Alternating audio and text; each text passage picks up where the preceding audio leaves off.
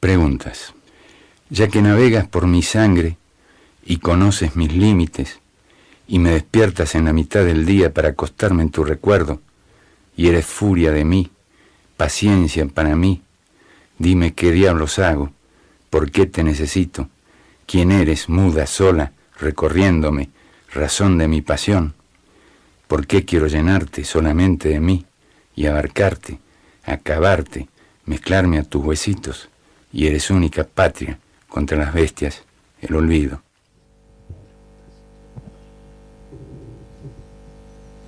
Quien hablaba era Juan Gelman. Estamos escuchando un poema recitado que escribió él mismo, el escritor argentino, fallecido en 2014, uno de los más destacados de la segunda mitad del siglo XX en el país, recitando su poema Preguntas, ¿no? Pero para hablar más de esto estamos con la columna literaria de quien nos acompaña hoy en el piso, como dijimos, que es Tomás Juliáquez. Así que gracias, Tommy, por estar otra vez acá con tu columna.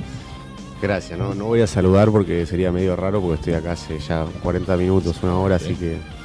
Pero sí, bueno, lo que escuchábamos era eso, un poema de Gelman. Gelman, tenemos como vos decís, para mí es uno de los... Para mí es el mejor poeta argentino, pero sin duda es uno de los más importantes de la segunda mitad del siglo XX. Juan Gelman, que nació en 1930, y tenemos la posibilidad de algo que está bueno de Gelman, que hay mucho leído por él, que en YouTube se puede encontrar fácil. Se leyó mucho a sí mismo, de grande hizo diferentes programas para la TV pública y para diferentes emisiones de México, donde vivió desde el exilio. Así que nada, es una posibilidad que nos da, que me parecía que estaba bueno arrancar escuchándolo a él, leyéndolo a él, leyéndose a sí mismo, porque ahí también, además de la escritura, hay gran parte del tono con el que él piensa y escribe y lee sus poemas. Esa era la idea de arrancar así. Bueno, esta columna, como ya ves, la tercera edición, columnas de escritores latinoamericanos, siempre desde una lectura política de sus textos. Juan Gelman, para presentarlo brevemente, para quienes no lo conocen, nació en 1930 y murió en el 2014, o sea que a los 84 años. Vivió para mí los años más importantes del siglo XX seguro. Y es un tipo que, además de ser uno de los grandes poetas de la lengua castellana, siempre militó mucho en organizaciones, digamos, ¿no? Él militaba en el Partido Comunista, en la Federación Juvenil Comunista, y después de la Revolución Cubana en el 59, con las diferencias que hay entre la dirigencia del PC argentino y el PQ, sobre todo, que el Partido Comunista Soviético, que no creían en la vía armada sino en la vía democrática a partir de los frentes populares, con alianzas con la pequeña burguesía, alianzas electorales. Bueno, por esta línea él rompe con el PC y comienza a militar en las Fuerzas Armadas Revolucionarias, en la FARC, y que es una de las principales guerrillas que lucha contra la dictadura de Onganía entre el 66 y el 73. Y después de la dictadura de Onganía, cuando la FARC se forman una alianza con Montoneros, pasa a ser uno de los dirigentes más importantes de Montoneros. Y de hecho en el 75 él está en Roma denunciando la violencia estatal o paraestatal de la AAA en Roma. Mientras está en Roma es que sucede el golpe militar, el 24 de marzo del 76. Es a partir de ahí que Gelman ya no vuelve, digamos, hace algún viaje clandestino, pero él permanece en el exilio en Madrid, en Roma, en Managua, en México, donde finalmente se queda, siempre participando, digamos, políticamente, pero desde el exterior.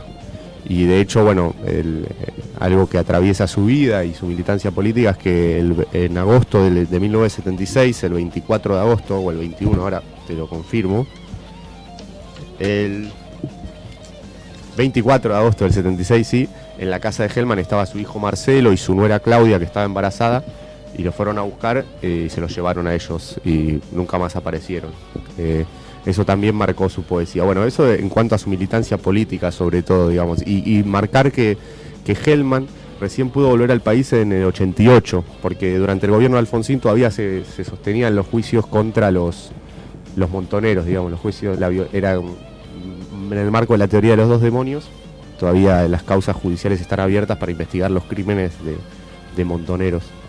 Y recién en el 88, por una fuerte presión internacional, sobre todo de la comunidad intelectual, de escritores como Roa Bastos, García Márquez, Octavio Paz, Galeano, Vargas Llosa, en el 88 puede volver. Igualmente no decidió seguir viviendo en México, pero bueno, teniendo la posibilidad de venir a Argentina. El ¿no? buen Vargas Llosa, ¿no? El viejo Vargas Llosa, Claro. sí.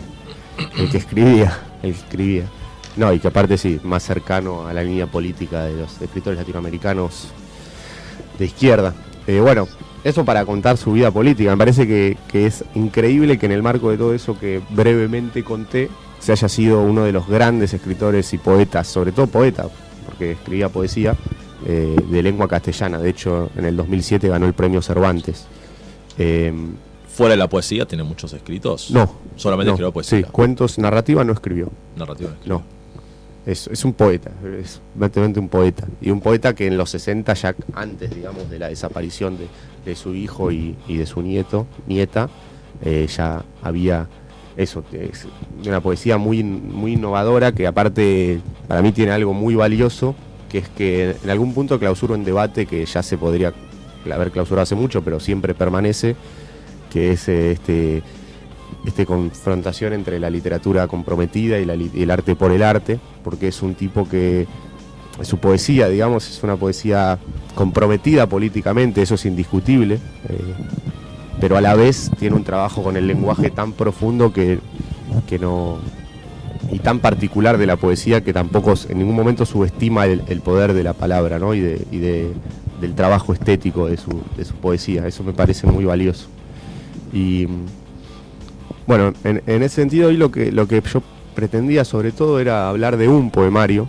Yo los recomiendo a leer todo lo que puedan, pero en 1980, en estos viajes del exilio, escribe un poemario que se llama Carta Abierta, que está dedicado a su hijo desaparecido, y que ahí él sostiene este laburo con la palabra Tam Hellman. Él inventa palabras, digamos, inventa signos de puntuación, formas de separar los versos, formas de expresarse. Eso es muy innovador, vanguardista en algún punto. Y me parece que es interesante cómo esa búsqueda de un lenguaje propio se sostiene y se transforma con la búsqueda más netamente de encontrar a su hijo y a su nuera, ¿no? Como la búsqueda de un lenguaje se encuentra, confluye con la búsqueda de un hijo. Y en ese sentido también pensar, por una de las cosas que destaca la pérdida de un hijo, bueno, más la desaparición, que es algo absolutamente inenarrable, imagino, imposible de transmitir, como la poesía en general.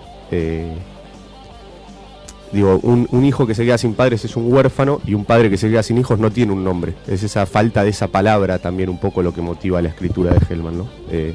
Bueno, ahí me parece que cualquier cosa que pueda decir yo no tiene mucho sentido, lo importante sería leerlo. Es Carta Abierta, lo escribe entre Roma y París en 1980, todo dedicado a su hijo. Yo quería leer 2 poemas, ¿te parece, Javier? Sí, por supuesto. Para que un poco podamos leerlo, y después los invito a todos a leer Carta Abierta, que es para mí de lo mejor de Hellman, pero bueno, igual hay 20.000 millones de cosas están buenísimas de él. Voy a leer el poema número 11. ¿Cómo será la suerte de que vuelvas? ¿La veré acaso? ¿Vendrás con tu muda sazón, tu pulso abierto? Tan mayor el sentimiento dentro de la cuerpo, como dolor agudo, ausente de su bien, su pena, su señora de ella. Extraña soledad porque criatura de ningún mundo le hace compañía. Abrazarás con sed, con responsables, siempre muriendo, los idiomas otros hablarás, cantarás, donde tu cáliz no apartarás para que todos hombren, ajuntaditos por tu consolar, como animales apretados, como bestias que se olvidaron olvidándote, anochecidas en tu perdonar.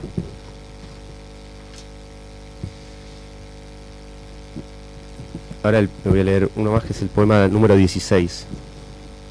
Golpeando amores, controlando penas, paso de sol a luna, por criaturas como pruebas de vos, que habrás mirado mucho, ya que andan por aquí vestidas de vos, o sea hermosas, tiernas como cuando mirabas triste anocheceres, y no querías dormir sino soñar, tirabas a la noche a 2 puñitos. Y cierro ahora sí la lectura de poemas con uno más, que es el número 17. No quiero otra noticia sino vos. Cualquiera otra es migajita donde se muere de hambre la memoria. Cava para seguir buscándote. Se vuelve, loca de oscuridad. Fuega su perra. Arde a pedazos. Mira tu mirar ausente. Espejo donde no me veo. Azogás esta sombra. Crepitás. Sudo de frío cuando creo oírte. Helado, de amor. Yago en la mitad. Mía de vos. No acabo de acabar. Es claramente entiendo que no entiendo.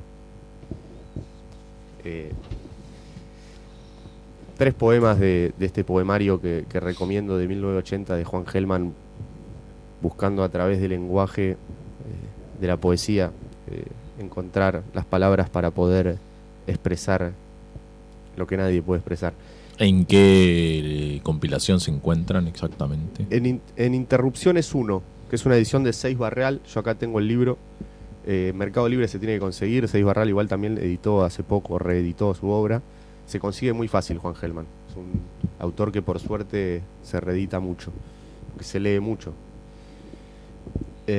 Y bueno, y el cierre de Carta Abierta tiene como una suerte de poema, que es el siguiente, que es como es digamos sería como el epílogo del libro, que es así. El 24 de agosto de 1976, mi hijo Marcelo Ariel y su mujer Claudia, encinta, fueron secuestrados en Buenos Aires por un comando militar.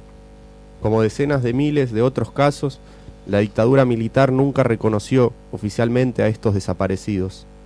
Habló de los ausentes para siempre. Hasta que no vea sus cadáveres o a sus asesinos, nunca los daré por muertos.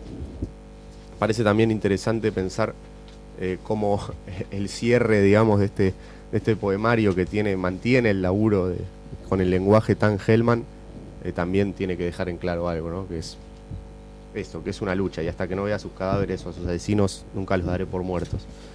Me parece que es un manifiesto de lucha incuestionable y excelente. Y quería, si te parece, cerrar con una carta que escribió Gelman. Dijimos que la nuera de Gelman, Claudia, estaba embarazada de 6 meses cuando la desaparecieron. Y Gelman el 12 de abril de 1995 le escribió una carta a ese nieto o nieta que estaba desaparecido. Y me parecía que estaba bueno leerla. Sí, por supuesto. Es un poco, no es corta, pero parece que vale.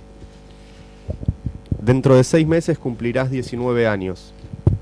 Habrás nacido algún día de octubre de 1976 en un campo de concentración. Poco antes o poco después de tu nacimiento, el mismo mes y año, asesinaron a tu padre de un tiro en la nuca, disparado a menos de medio metro de distancia. Él estaba inerme y lo asesinó un comando militar, tal vez el mismo que le secuestró con tu madre el 24 de agosto en Buenos Aires y lo llevó al campo de concentración Automotores Orletti, que funcionaba en pleno Floresta, y los militares habían bautizado el jardín. Tu padre se llamaba Marcelo, tu madre Claudia. Los dos tenían 20 años y vos 7 meses en el vientre materno cuando eso ocurrió. A ella la trasladaron y a vos con ella cuando estuvo a punto de parir. Debe haber dado a luz solita, bajo la mirada de algún médico cómplice de la dictadura militar. Te sacaron entonces de su lado y fuiste a parar, así era casi siempre, a manos de una pareja estéril de marido militar o policía, o juez, o periodista amigo de policía o militar. Había entonces una lista de espera siniestra para cada campo de concentración.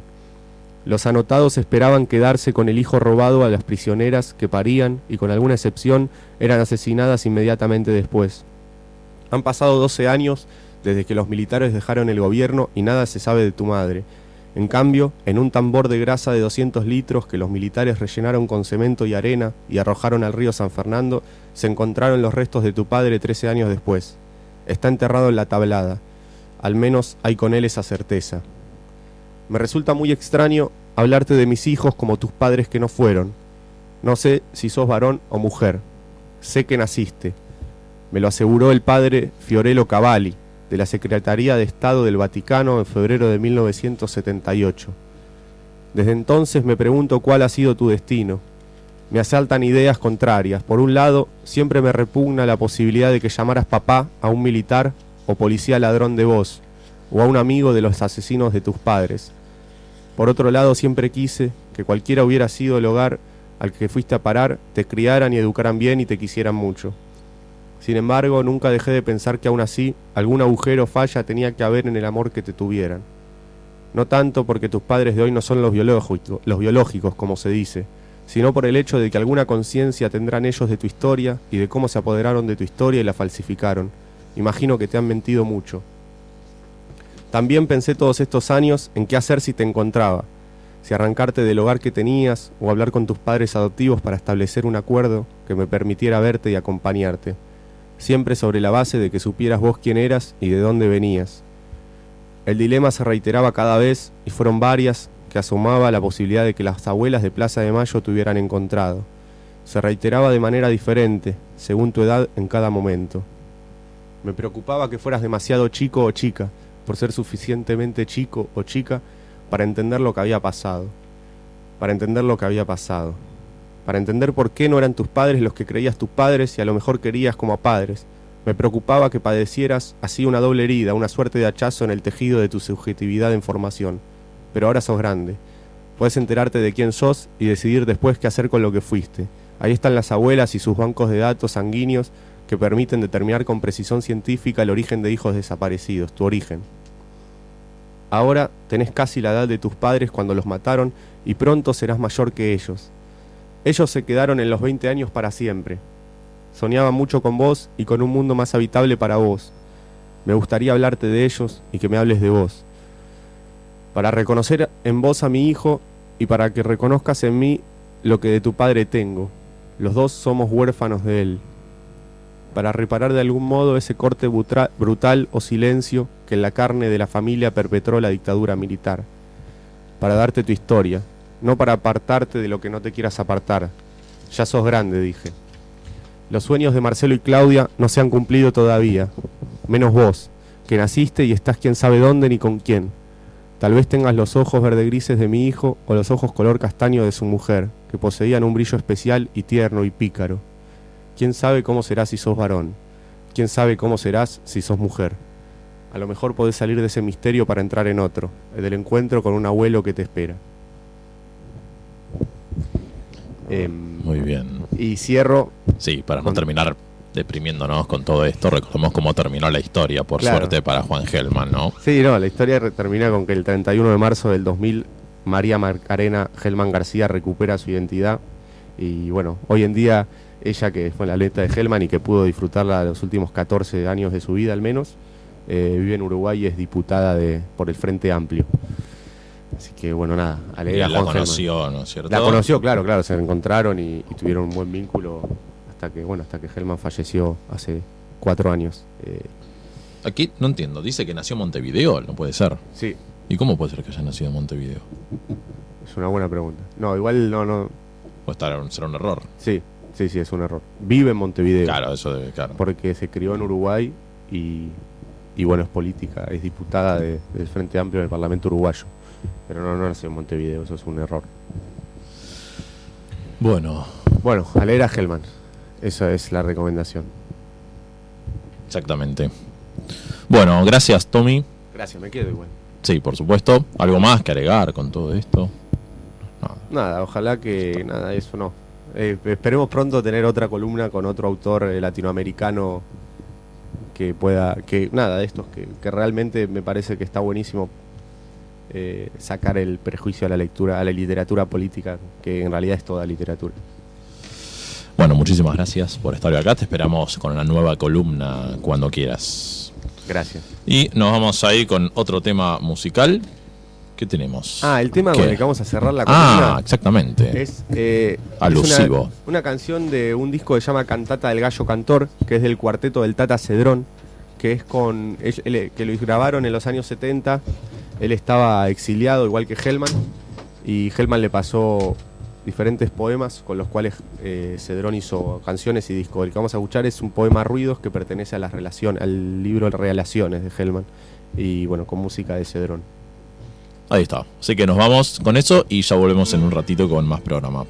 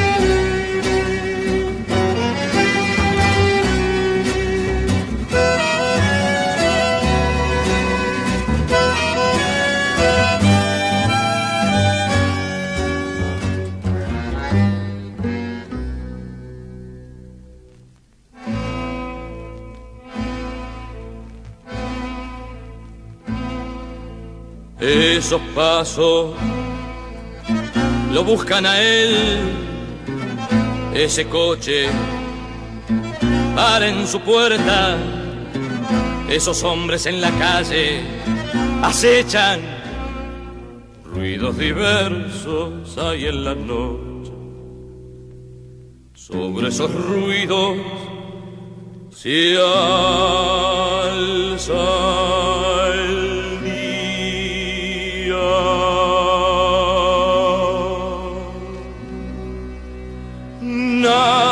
detiene al sol.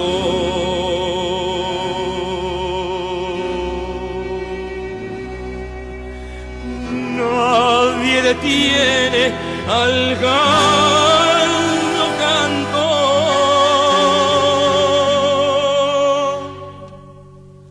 Nadie detiene al día.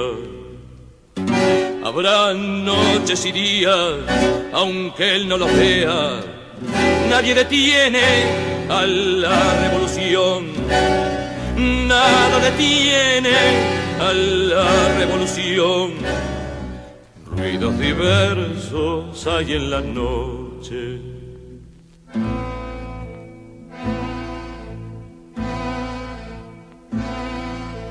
Esos pasos lo buscan a él, ese coche para en su puerta, esos hombres en la calle acechan, ruidos diversos hay en la noche, sobre esos ruidos se alza el día, nadie detiene al día, nadie detiene al sol.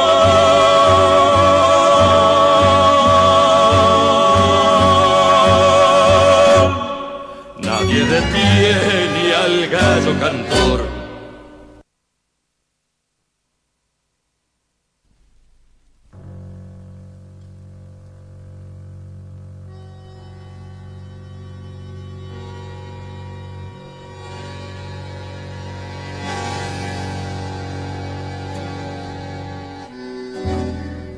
Entre tus brazos y mis brazos es como si hubiese una tela de fuerzas contrarias, perros, célebres vientos, una tela de amor donde alguien avisa que las bestias estaban en algún lugar de la oscuridad, coseando sombras, coseando impacientes, o como ciegas, o ciegas de verdad, o sin ojos, o una tela de amor donde la camarada escribe: el día 20 de abril a las 20:05 nació el chiquito que esperé, cuidé, defendí tanto tiempo, escribe, contra la oscuridad que está en algún lugar de las bestias, contra la oscura bestia, la picana, los golpes al vientre donde él, que defendí tanto tiempo, escribe, con la colaboración de todas ustedes, mis compañeras y amigas, escribe, y cuando el día 24, lunes, lo acostó por la noche y lo pasó a su cunita, sus ojitos no se abrían, ni lo harían jamás, escribe.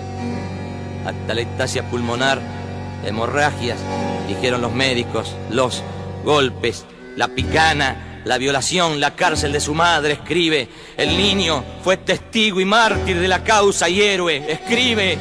Una tela de amor donde tanto dolor ya durmió bastante y quiere saber dónde están los caballos. O demasiado hemos hecho esperar a los ángeles. Ay, una lamparita quiso esperar demasiado a los ángeles.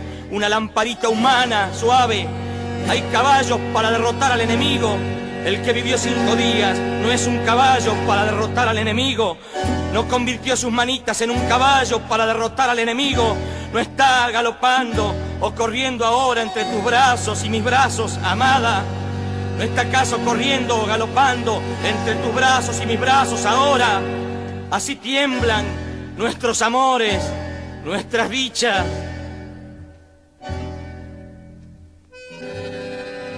Oh noche, que todo lo cubrís. Así chirrían los goznes oxidados de nuestra gracia.